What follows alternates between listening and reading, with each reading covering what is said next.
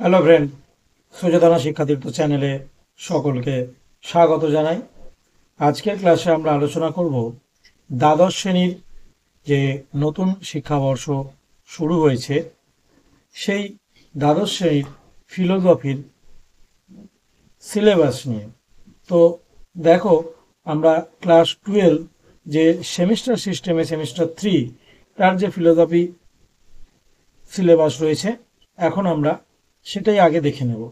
তো তোমরা সকলেই জানো, আমাদের এই সুচেতনা শিক্ষাতীর্থ চ্যানেল থেকে বাংলা এবং ফিলোসফি এই দুটো বিষয়ের ওপরে পাঠ দেওয়া হবে, এবং এছাড়াও অন্যান্য যে কোনো বিষয়ের সাজেশন ও বেশ কিছু বিষয় এখানে আলোচনা করা হবে।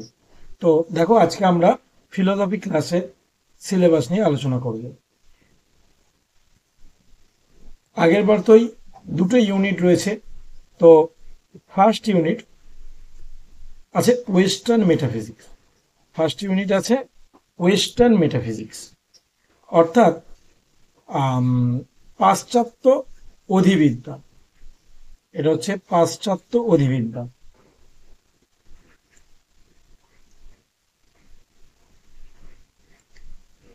এই পাশ্চাত্য অধিবিদ্যার মধ্যে আমাদের কি কি পড়তে হবে তা আমরা দেখে নেব। প্রথমেই আছে সাবস্ট্যান্স। সাবস্ট্যান্স কথার অর্থ হচ্ছে দ্রব্য।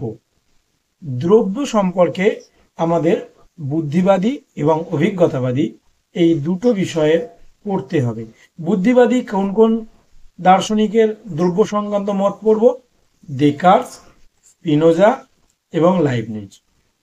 আর অভিজ্ঞতাবাদী লক, বার্কলে এবং হিউম।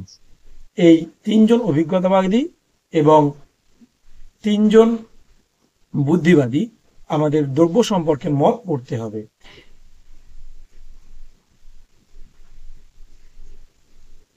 এছাড়া ওয়েস্টার্ন মেটাফিজিক্সে ক্যাজুয়ালিটি অর্থাৎ কারণতা, কারণতা বিষয়টা আমাদেরকে পড়তে হবে, অর্থাৎ যেটাকে কার্যকারণ বলবো। কি কি আছে? রেগুলারিটি থিওরি, সতত সংযোগ তত্ত্ব, এন্টেলমেন্ট থিওরি অর্থাৎ প্রসক্তি তত্ত্ব। এটা হচ্ছে, এই রেগুলারিটি থিওরি হচ্ছে অভিজ্ঞতাবাদী মত, আর এটা হচ্ছে বুদ্ধিবাদী মত। এরপরে থাকছে কি? এরপরে আছে mind body problem. Mind body problem অর্থাৎ মাইন্ড মানে হচ্ছে মন, বডি বলতে দেহ, অর্থাৎ দেহ মন সমস্যা। দেহ মন সমস্যা এর প্রথম হচ্ছে ইন্টারঅ্যাকশনিজম অর্থাৎ ক্রিয়া প্রতিক্রিয়াবাদ। ক্রিয়া প্রতিক্রিয়াবাদ। আর প্যারালিজম মানে হচ্ছে সমান্তরালবাদ।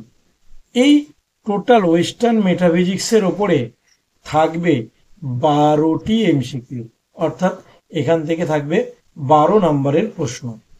এরপরে আছে ইন্ডিয়ান মেটাফিজিক্স অর্থাৎ ভারতীয় অধিবিদ্যা। ভারতীয় অধিবিদ্যা আমাদের কি কি পড়তে হবে? বেদান্ত পড়তে হবে, দ্বৈত অ্যান্ড অদ্বৈত বেদান্ত পড়তে হবে, অর্থাৎ দ্বৈতবাদ এবং অদ্বৈতবাদ পড়তে হবে, ব্রহ্ম এবং মায়া, এটা অবশ্যই শঙ্করাচার্যকে অনুসরণ করে। ঠিক আছে, এটা শঙ্করাচার্যকে অনুসরণ করে এটা পড়তে হবে। এই অংশটা থেকে থাকবে 8 নাম্বার, অর্থাৎ ওই মেটাফিজিক্স থেকে থাকছে টোটাল 20 মার্কস থাকবে।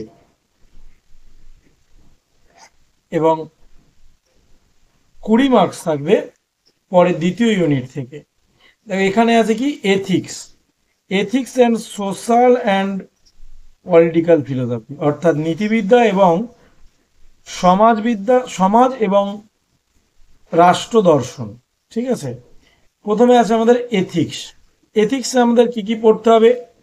কান্ট পড়তে হবে, মিল, বেনথাম এবং পরিবেশ পরিবেশ নীতিবিদ্যা পড়তে হবে কিছুটা। দেখো, এরপরে আছে সোশ্যাল অ্যান্ড পলিটিক্যাল ফিলোসফি। এখানে আমাদের কি পড়তে হবে? বেসিক কনসেপ্ট অর্থাৎ সাধারণ ধারণা পড়তে হবে, সোসাইটি সমাজ সম্পর্কে পড়তে হবে, কমিউনিটি সম্প্রদায় সম্পর্কে পড়তে হবে, অ্যাসোসিয়েশন সংঘ সমিতি সম্পর্কে পড়তে হবে, সংঘ সমিতি সম্পর্কে পড়তে হবে, ইনস্টিটিউশন প্রতিষ্ঠান বা অনুষ্ঠান সম্পর্কে পড়তে হবে, স্টেট রাষ্ট্র সম্পর্কে পড়তে হবে এবং ল আইন সম্পর্কে পড়তে হবে। এই প্রথমের এথিক্স থেকে থাকছে, এথিক্স এই অংশ থেকে থাকবে 10 এবং সোশ্যাল এবং পলিটিক্যাল ফিলোসফি এখান থেকে থাকবে 10, মোট 20, অর্থাৎ 20, 20, 40, মোট হচ্ছে 40 নাম্বারের তোমাদের এমসিকিউ থাকবে। এর বিস্তারিত আলোচনা প্রতিটি অধ্যায় ধরে ধরে আলোচনা এবং